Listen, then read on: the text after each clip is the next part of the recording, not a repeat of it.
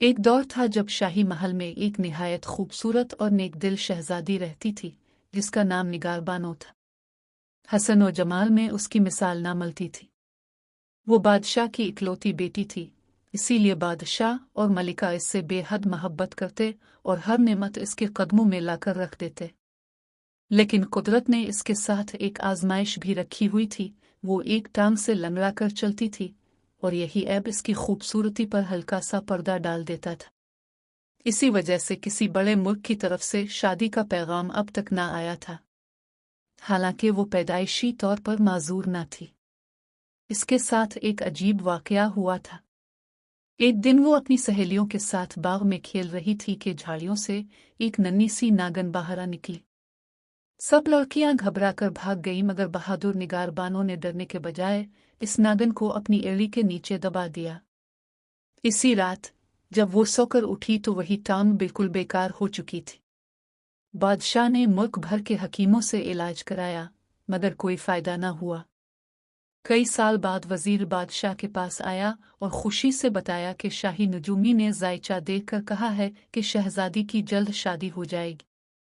इसी बात के कुछ देर बाद एक पड़ोसी सल्तनत का शहजादा दरबार में हाजिर हुआ।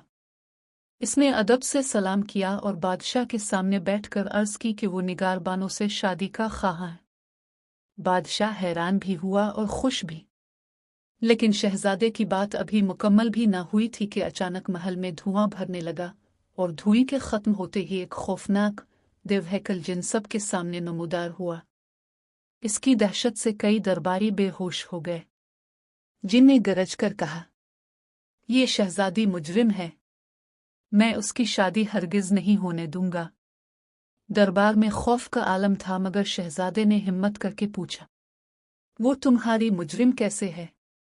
जिन ने गुस्से से देओड़ कर कहा, वो नन्ही नागन जिसे शहजादी ने कुचला था, वो मेरी बेटी थी।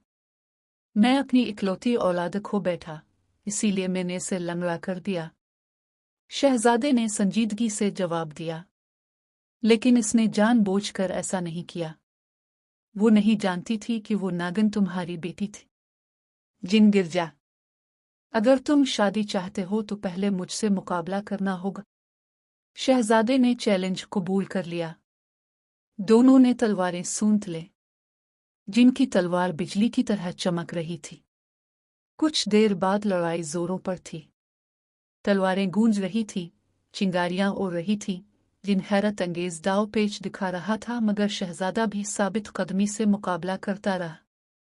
आखिरकार शहजादे ने अल्लाह अकबर का नारा लगाया और पूरी कुव्वत से ऐसा वार किया कि जिनकी तलवार 2 टुकड़ों में बट गई और वो जमीन पर गिर पड़ा। शहजादा चाहता तो इसी वक्त इसे मार सकता था, मगर उसने अपनी तलवार म्यान में डाली और कहा, मैं तुम्हें नहीं मारूंगा। तुम गमज़दा बाप हो, लेकिन निगार बानो बेकसूर है। अगर कोई तुम्हारी बेटी को नादानी में नुकसान पहुंचाता तो क्या तुम उसे कातिल समझते? क्या शहजादी को सजा देने से तुम्हारी बेटी वापस आ जाएगी? ये सुनकर जिनकी आंखों से आंसू बह निकले, इसने लरजती आवाज में कहा, तुम सच्चे और बहादुर हो। शहजादी वाकई बेकसूर है। मैं तुम दोनों की राह में रुकावट नहीं बनूंगा। मैं अपनी बेटी की मौत मुआफ करता हूं। जिन धुएं में तब्दील हुआ और हमेशा के लिए चला गया। इसके बाद शहजादे और शहजादी की शादी धूमधाम से हुई, और जब जिन ने अपना जादू वापस लिया तो निगार बानो की टांग भी बिल्कुल ठीक हो गई, और फिर वो दोनों हमेशा खुश और खुर्रम रहे।